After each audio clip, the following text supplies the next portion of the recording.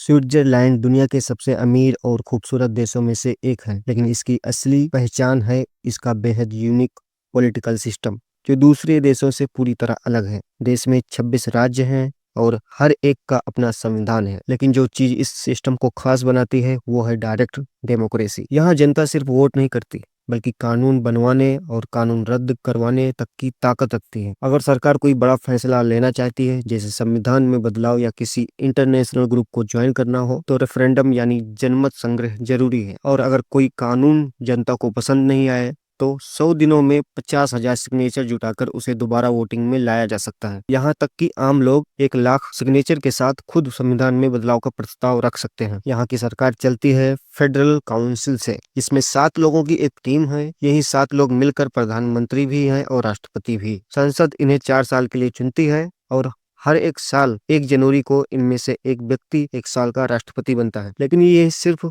प्रतीकात्मक पद है, कोई अतिरिक्त शक्ति नहीं। फेडरल काउंसिल में हमेशा 4 बड़ी पार्टियां शामिल रहती हैं। 1959 से यहाँ एक मैजिक फार्मूला लागू है, जिससे सत्ता की साझेदारी कभी बदलती नहीं।